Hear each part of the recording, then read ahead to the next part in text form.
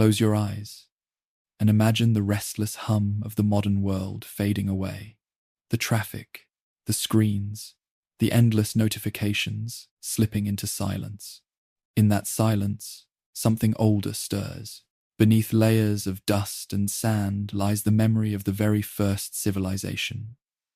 Mesopotamia, the land between two rivers, a place where the human story was first written, and where whispers of gods, kings, and forgotten dreams still echo in the ruins.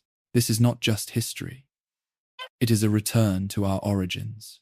Tonight, as you drift deeper into rest, I will guide you through the entire story of ancient Mesopotamia, a tale not of cold stone and broken tablets, but of living breath of chaos and order, of myth and memory, of human hands building the foundations of everything we now call civilization. Picture the desert, wide and endless, the air heavy with heat by day, cool and still by night, and cutting through that desert, two serpentine rivers, the Tigris and Euphrates, offering life where there should be none. Along their banks rose the first villages, then towns, then cities so vast they seemed to scrape the heavens. It was here that humanity learned to farm, to govern, to worship, to write. But Mesopotamia is not only a cradle of beginnings, it is also a graveyard of endings. Civilizations blossomed and then crumbled. Empires rose, then fell to silence. The ruins remind us that nothing, no matter how great, lasts forever. And yet, their stories endure, carved in clay, etched in myth, whispered across millennia. As you fall asleep tonight, we will step into that twilight realm where dreams blur into history, and history becomes myth. Welcome to Mesopotamia. To understand Mesopotamia, we must first let our minds settle upon its geography, because geography shapes destiny. The very word itself means the land between rivers, two great arteries of water cutting through the deserts of what is now Iraq, Syria, and Turkey. They ran wild and untamed, carrying both life and destruction. To live beside them was to embrace contradiction. Imagine the banks of these rivers thousands of years ago. The ground, soft and fertile, rich with silt deposited by seasonal floods. Farmers planting barley, wheat, and dates, coaxing food out of the earth where, without the rivers, there would have been nothing but dry dust. The contrast was stark. Without the rivers, death. With them, abundance. Yet this abundance was fragile, precarious. The rivers that gave life could also sweep it away. Floods destroyed homes, swallowed fields, and scattered families. It was this constant tension, chaos and order, destruction and renewal that forced humanity to adapt. They dug canals, built irrigation systems, and learned to store grain. Communities grew around these projects, for no single family could tame the rivers alone. Cooperation became survival. Villages grew into towns, and towns into cities. And so civilization was born, not out of luxury, but out of necessity. The first settlements, like Eridu and Uruk, rose from the mud-brick earth.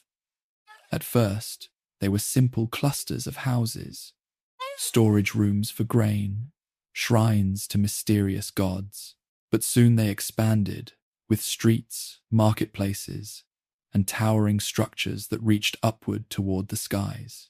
These cities were not only centers of survival, they became centers of imagination. For the people who lived there, the world was alive with unseen forces. The rivers were not just water, they were the breath of gods. The soil was not just dirt, it was the body of the earth itself. Thunder, wind, and stars were not random events, they were messages, signs, the whispers of divine powers. And so, in the heart of these first cities, religion took root. Temples stood at the center of life, places where humanity attempted to make sense of the chaos surrounding them. This was the earliest form of organized society. Kings and priests guiding their people, craftsmen shaping tools, traders moving goods along the riverbanks. Writing had not yet been invented, but memory was preserved in ritual, in song, in carved symbols etched into clay. The city was more than a place to live. It was a mirror of the cosmos itself, a fragile order carved out of chaos. And in that fragile order, something extraordinary happened. Humanity began to dream not only of survival, but of permanence.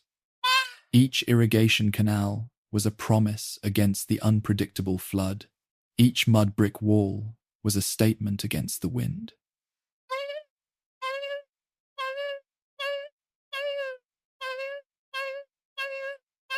Each temple was an anchor between heaven and earth. In Mesopotamia, humanity's restless mind first reached for eternity. As you drift deeper into this story, imagine lying beside the Euphrates at night.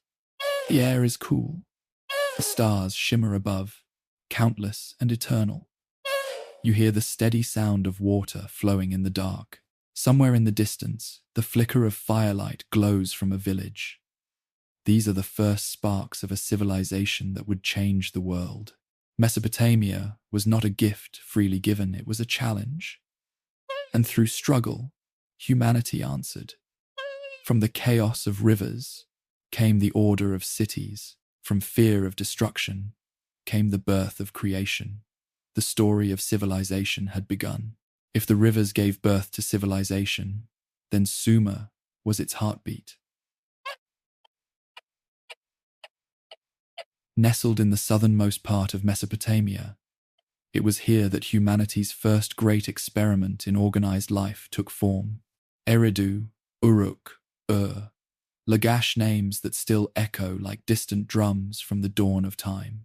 Imagine approaching Uruk at its height. Around 3000 BCE, the walls rise around the city, said in legend to have been built by Gilgamesh himself.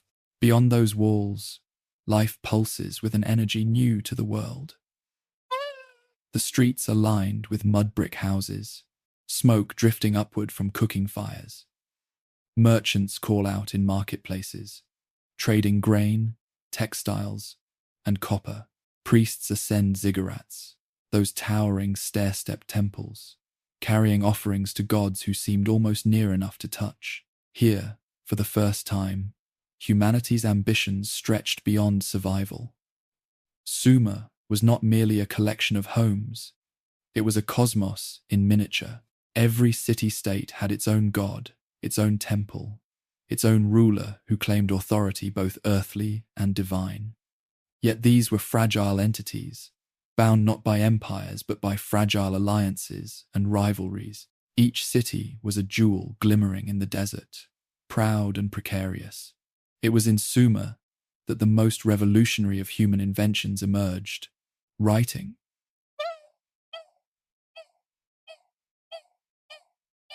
At first, it was simple marks pressed into wet clay, tallying livestock or jars of grain, numbers, lists, transactions.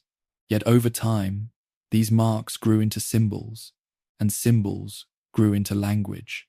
This was cuneiform, the world's first script.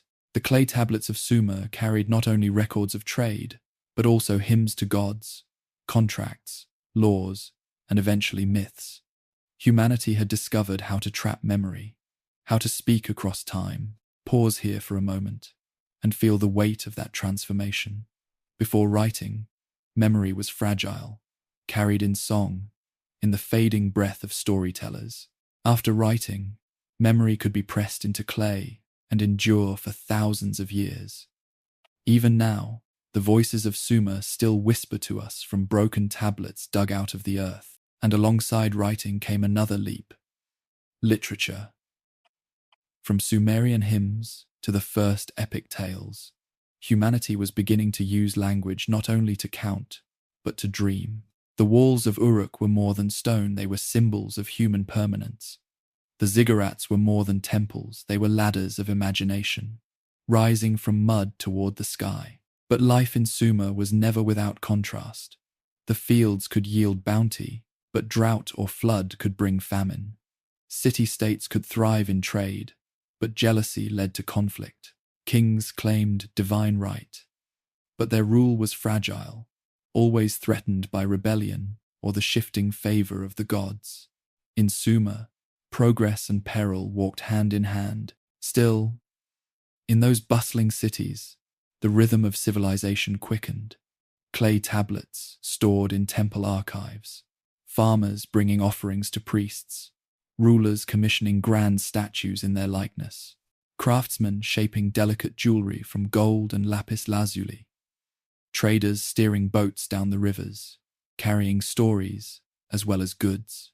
This was the dawn of cities, the dawn of memory, the dawn of dreams pressed into clay. In Sumer, humanity declared that it would no longer be a creature of dust and riverbanks. It would be something greater, something eternal. As you drift deeper into this story, imagine standing at the foot of a ziggurat, its steps vanishing into the starlit sky. The air smells of incense. A priest's chant rises, echoing off the stone, and beneath your feet, the hum of a city that has just begun to dream itself into history. To the people of Mesopotamia, the world was never silent. Every gust of wind, every crack of thunder, every shift in the rivers was believed to be the breath of a god. Life was fragile, uncertain, and often cruel, and so they imagined divine beings who were just as unpredictable as the forces of nature itself. High above was Anu, the god of the heavens, distant and regal. Enlil, lord of storms, carried both destruction and blessing in his hands. Inanna, radiant goddess of love and war.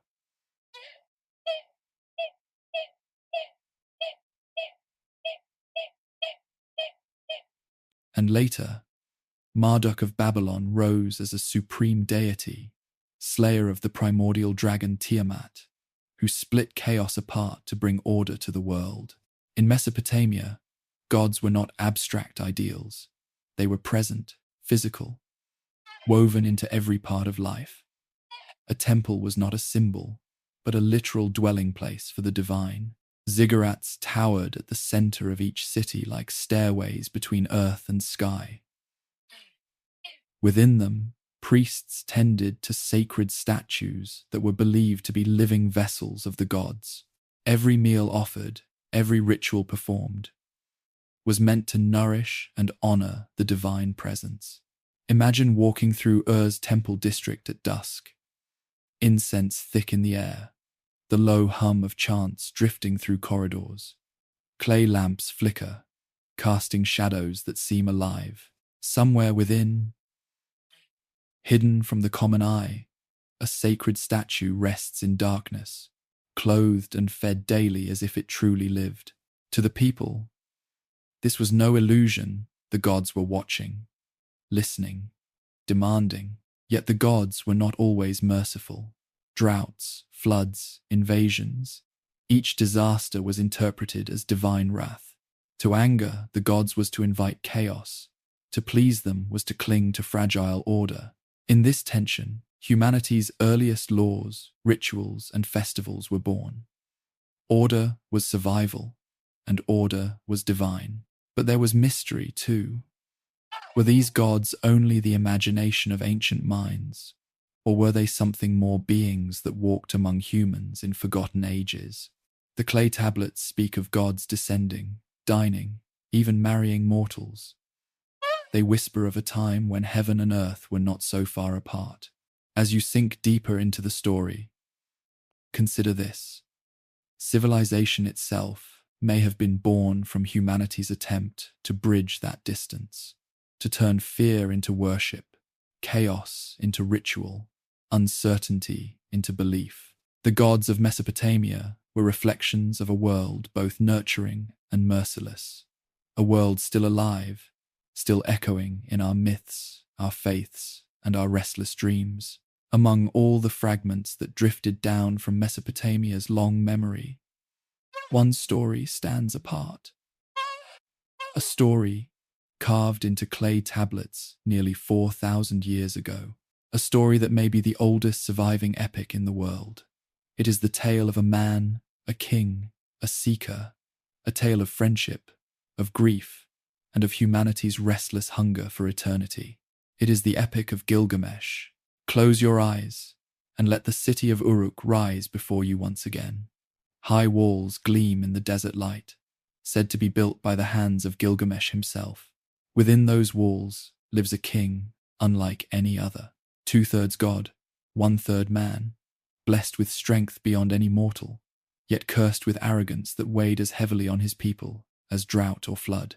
Gilgamesh was both protector and tyrant, builder of greatness and destroyer of peace. His people cried out to the gods for relief, and the gods answered, not with wrath, but with balance. From the wilds beyond the city, they shaped a counterpart, Enkidu, a man of clay and spirit, covered in hair, running with the animals, drinking from rivers, innocent of cities and their noise. He was nature embodied, raw, untamed, a mirror held up to the civilized king. When Gilgamesh and Enkidu finally met, they clashed like storm against mountain. Their battle shook Uruk, strength against strength, pride against wilderness. Yet from conflict, something unexpected bloomed. They saw in each other what they lacked. Gilgamesh saw Enkidu's unbroken spirit. Enkidu saw Gilgamesh's commanding fire. And so, the two became brothers, bound not by blood, but by something stronger, friendship. Together, they sought adventure. Together, they challenged the boundaries of man and God. They marched into the great cedar forest, guarded by Humbaba, the monstrous creature of shadow and terror. Imagine the forest as the Mesopotamians saw it, vast, forbidden, filled with the breath of gods.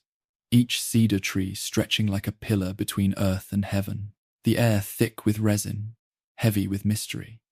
There, Gilgamesh and Enkidu fought Humbaba, cutting down the guardian of the sacred woods. With his death, they gained fame, but also drew the gaze of the divine. Their triumphs did not end there.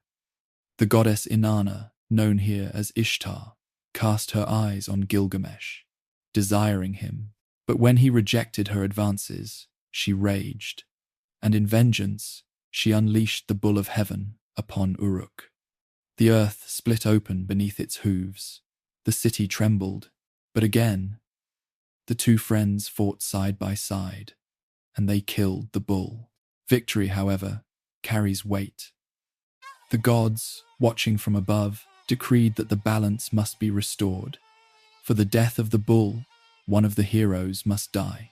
And so it was Enkidu who fell, struck by illness, weakened, fading into the shadow of death. Picture Gilgamesh, kneeling by his friend's side. This king, who had battled monsters and defied gods, now trembled in grief. Enkidu's breath slowed, his eyes dimmed, his body returned to the clay from which he had been formed. Gilgamesh wept, and in his weeping, the entire human struggle found its voice. For the first time, the great king understood what all mortals know. Death comes for all, no matter how strong, no matter how divine. Enkidu's death shattered him, and in his sorrow, a new hunger grew, one that drove him beyond the walls of Uruk, beyond the rivers, beyond the deserts. He sought what no man could have, immortality. His journey became a pilgrimage, a desperate quest to outrun the truth of mortality. He crossed mountains, where scorpion men guarded the gates of the rising Sunday. He traveled to the edge of the world, where oceans stretched into endless mystery. He met Siduri, the wise tavern keeper by the sea, who told him what mortals rarely want to hear, that the meaning of life is not in eternal youth, but in the simple joys of bread, love, and work. But Gilgamesh would not rest. He pressed onward to find Utnapishtim, the Mesopotamian Noah, who alone had survived the great flood, saved by the gods, and granted eternal life. Utnapishtim told him the story of the flood, a tale older than Genesis, older than Moses, older than the Bible itself. In it, the gods, weary of humanity's noise, decided to destroy mankind with waters that swallowed the earth. Yet one man, warned by the god Ea, built a massive boat, saved his family, and preserved life upon the waters. Sound familiar? It is the echo that later shaped the story of Noah. Hearing this tale, Gilgamesh's hope flared. But Utnapishtim was firm. Immortality was a gift, never to be repeated. Still, he offered Gilgamesh a test. Stay awake for 6 days and 7 nights, and perhaps he might win his place among the immortals. Exhausted from his long journey, Gilgamesh closed his eyes and almost immediately fell asleep. Mortality claimed him, as it claims us all.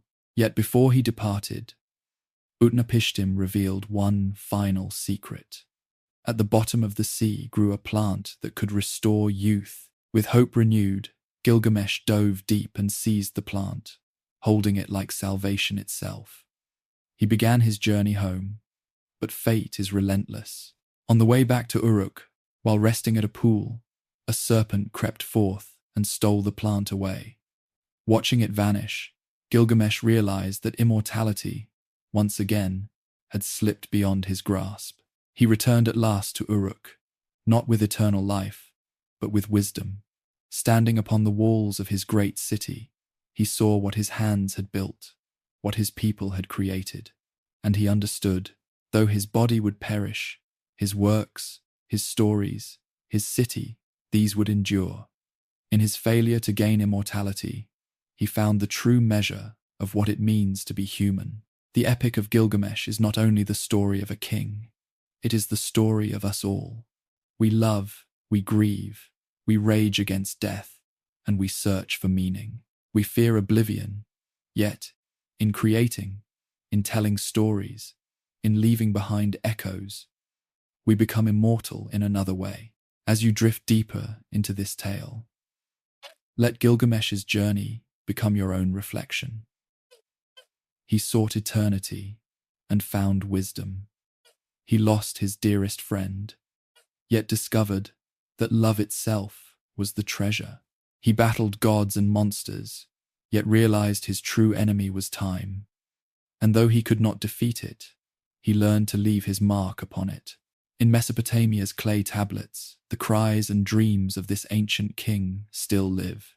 They whisper across millennia that mortality is not weakness, but the very fire that drives us to build, to remember, to dream. Gilgamesh could not escape death, but he taught us how to live.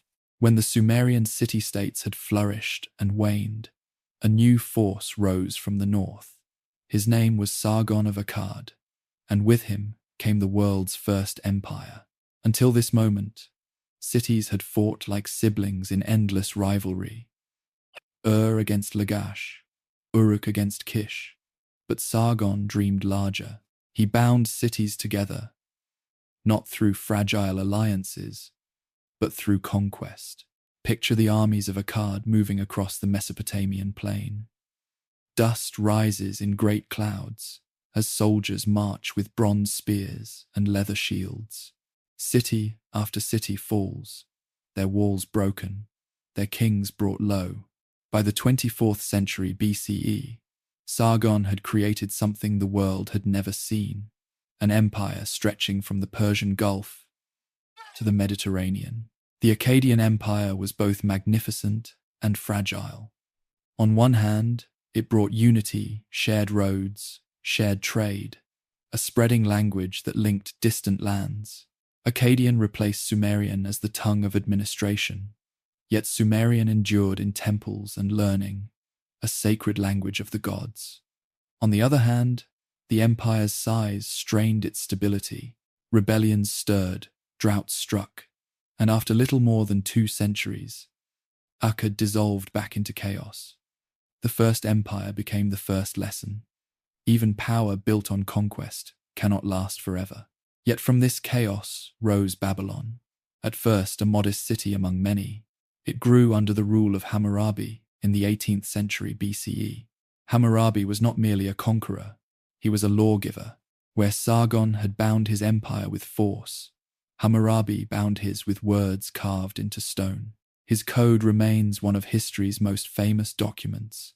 Hundreds of laws etched in cuneiform upon a black basalt stele. An eye for an eye, a tooth for a tooth, the laws declared, seeking balance in a world of imbalance. Justice was harsh, but it was also order for a society threatened by flood and famine. Law was a shield against chaos.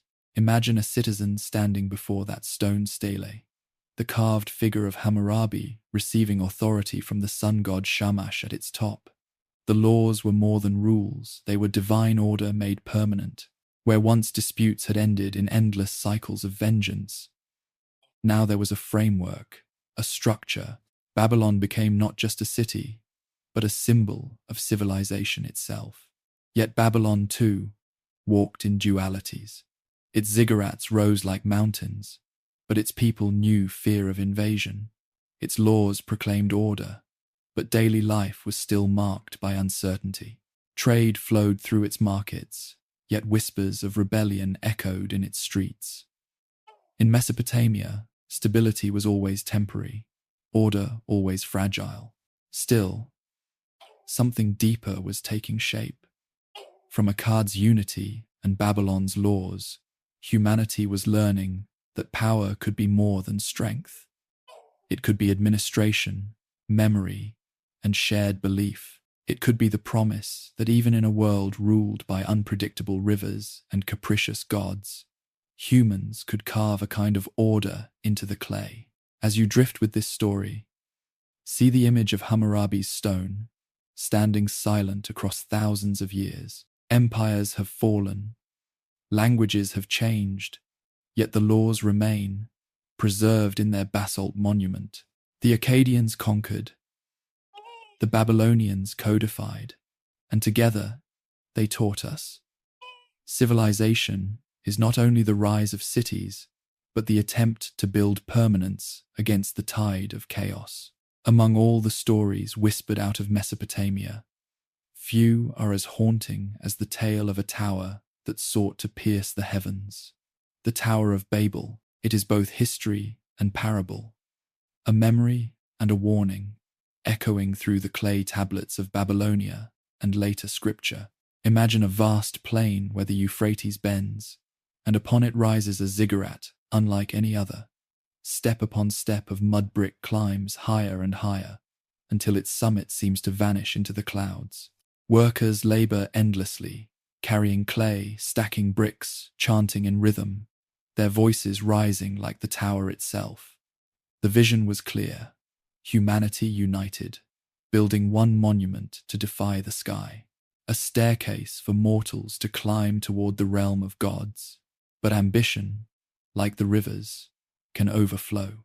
The story tells us that the gods looked down and saw this rising tower as a challenge, a rebellion in brick and mortar. To preserve the balance between heaven and earth, they acted not with thunder or flood, but with confusion.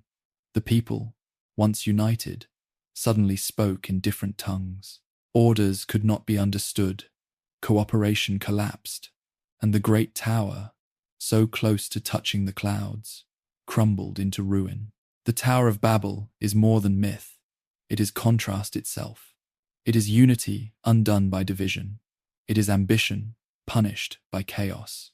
It is a reminder that when humanity seeks to climb too high, the very thing that binds us, language, can scatter us. Even now, the ruins of Babylon are said to hold traces of ziggurats that might have inspired this legend. Were they really attempts to reach the heavens, or temples to bring heaven closer to earth? The answer may never be certain. But as you drift deeper into rest, let the story linger. For in the silence of Mesopotamia's ruins, the bricks of forgotten towers still whisper of human dreams, and of the fragile line between creation and collapse. If Babylon dreamed of laws and temples, Assyria lived in the language of conquest. Rising in the north, where the Tigris cut through rugged hills, the Assyrians forged an empire known for iron, fire, and fear. For centuries, their name carried both awe and terror. Picture their armies sweeping across the land. Ranks of soldiers clad in leather and bronze, later hardened by iron weapons that cut sharper than any before. Their chariots thundered across plains. Their siege engines tore through city walls. To resist Assyria was to invite devastation. The chronicles etched on their palace walls boasted of entire cities reduced to rubble, enemies flayed alive, captives led away in chains. For the Assyrians, terror was not a side effect of war.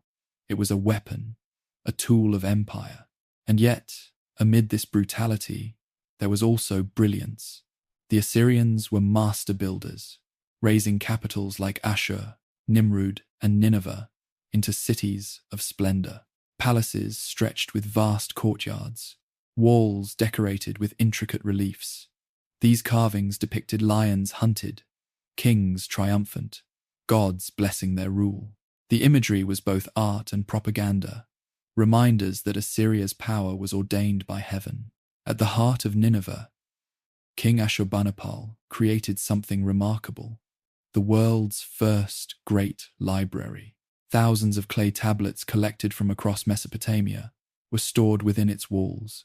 Myths, hymns, medical texts, astronomical records. Even the Epic of Gilgamesh survived because a king of war had cherished the power of words. It is a paradox that endures. The same empire that spread fear, with iron preserved wisdom, with clay. But like every Mesopotamian power, Assyria lived within the cycle of rise and fall. Its conquests stretched too far. Its enemies grew too many. In 612 BCE, a coalition of Babylonians and Medes descended upon Nineveh. The city burned, its palaces collapsed, its empire crumbled to ash. For a time, it seemed the mighty Assyrians would vanish without trace. And yet, they did not vanish entirely. Their ruins whisper still of ambition. Their tablets preserve voices that would otherwise have been lost. In their cruelty, they taught the world the fear of empire. In their knowledge, they gifted us memory. Assyria was darkness and light, destruction and preservation, terror and brilliance bound together. As you drift deeper into rest, let the fire of Assyria fade into embers. The roar of chariots, the crack of iron, the smoke of burning cities, all dissolving into silence. From their ashes, new powers would rise. Babylon would return in splendor, and from Babylon's fall would come yet another empire. Mesopotamia's story was not over. For centuries, Babylon had been more than a city. It was a vision. Its name meant Gate of the Gods, and within its walls rose temples, palaces, and wonders that shimmered in the desert Sunday. When Assyria fell, Babylon ascended once again, claiming the center of Mesopotamia's story. Imagine approaching the city from afar. First, you would see the walls so massive that later legends claimed chariots could race upon their tops. Gates of blue-glazed brick gleamed with lions, dragons, and bulls. The Ishtar Gate, one of the most magnificent creations of the ancient world.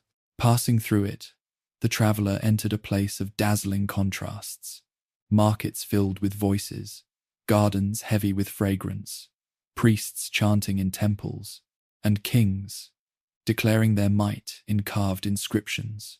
Babylon was not only a place of stone, it was a theater of power, memory, and myth. One of its greatest rulers was Nebuchadnezzar II, who reigned in the 6th century BCE. Under his vision, Babylon reached its golden age. He expanded the city, fortified its walls, and filled it with monuments that declared Babylon's supremacy. Ancient writers would later tell of the hanging gardens, tiered terraces of green, watered by hidden machinery, rising like a mountain of life above the desert plain. Were they real or only legend? Archaeologists still debate. But in the collective imagination, they became one of the 7 wonders of the world. Nebuchadnezzar was also a conqueror. His armies marched into Judah, destroying the Temple of Solomon in Jerusalem and exiling its people to Babylon. This Babylonian captivity became etched into biblical memory, turning the city into a symbol of both glory and oppression. To its own people, Babylon was the heart of civilization. To others, it was a gilded cage. Yet even in its height, Babylon carried the seed of fragility. After Nebuchadnezzar's death, his successors proved weaker, and the empire began to tremble. The balance between order and chaos, a balance Mesopotamia had wrestled with for millennia, once again tilted. Into this moment stepped a new force from the east, Persia. Cyrus the Great, founder of the Achaemenid Empire, rose with both vision and strategy. Unlike Assyria's cruelty or Babylon's grandeur, Cyrus built his power on tolerance and inclusion. He promised subject peoples respect for their gods, their traditions, their ways of life. His empire would be vast, stretching across continents, yet held together not only by force, but by diplomacy. In 539 BCE, Cyrus's army approached Babylon. The city's defenses were legendary. Its walls seemed impenetrable. But Babylon's fall came not in fire and siege, but in quiet strategy. Ancient accounts claim that Cyrus diverted the Euphrates River, lowering its waters so his soldiers could march along the riverbed, slipping under the walls by night. Whether legend or truth, the result was the same. Babylon, thought eternal, was captured without great destruction. The people of Babylon, weary of poor leadership, accepted Cyrus as liberator. Unlike conquerors before him, he honored the city. He entered not as a destroyer, but as a ruler who bowed before Marduk, Babylon's chief god, and declared his reverence. He allowed exiles like the Jews taken by Nebuchadnezzar to return to their homelands. In one stroke, Babylon's fall became not only the end of an empire, but the beginning of a new vision. The Persian world order. Pause here for a moment and sense the contrast. Assyria had ruled with terror. Babylon had ruled with splendor. Persia would rule with tolerance. Each empire in Mesopotamia's story reflected a different face of power, each seeking to tame chaos in its own way. Yet all were bound by the same truth. No city, no king, no empire lasts forever. Still, Babylon never truly died. Its memory lived on in scripture, in legend, in the whispers of prophecy. To later writers, Babylon became a symbol of pride, decadence, and downfall. To archaeologists, it became a puzzle of bricks and ruins. And to dreamers, it remained a place half real, half myth, where gardens hung in the air and ziggurats touched the heavens. As you drift deeper into this story, picture Babylon at twilight, just before its fall. The streets are alive with torches, music, and voices. The Euphrates flows dark and steady beneath the city's bridges. Priests tend to sacred fires. Merchants close their stalls.